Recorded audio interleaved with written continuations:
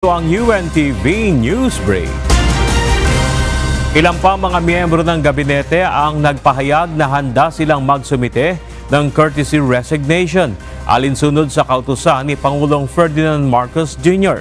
Sa isang pahayag, sinabi ni Department of Budget and Management Secretary Amenah Pangandaman na magsusumite siya ng kanyang resignation at suportado niya ang lahat ng desisyon ng Pangulo. Anya, naniniwala siya na nais lamang ni PBBM kung ano ang makabubuti para sa sambayan ng Pilipino. Handa si Department of Migrant Workers Secretary Hans Leo Kakdak na magsumiti ng kanyang resignation ngayong araw.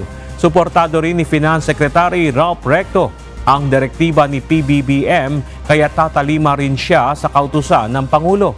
Naniniwala rin si Tourism Secretary Cristina Frasco na naglilingkod lamang sa pleasure ng Pangulo ang mga cabinet secretary kaya't handa rin siyang magsumite ng kanyang courtesy resignation.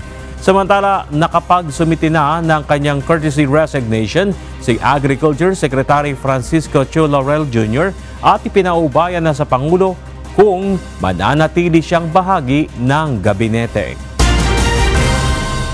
Nilinaw ng Commission on Elections na hindi bahagi ng gabinete ni Pangulong Ferdinand Marcos Jr. si Chairman George Erwin Garcia, kaya't hindi siya saklaw ng hinihiling na courtesy resignation ng Pangulo.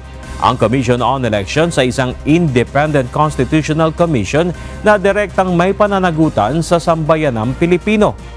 Pwede lamang sila ang matanggal sa pamamagitan ng impeachment o kung sila ay kusang magbibitiw sa pwesto.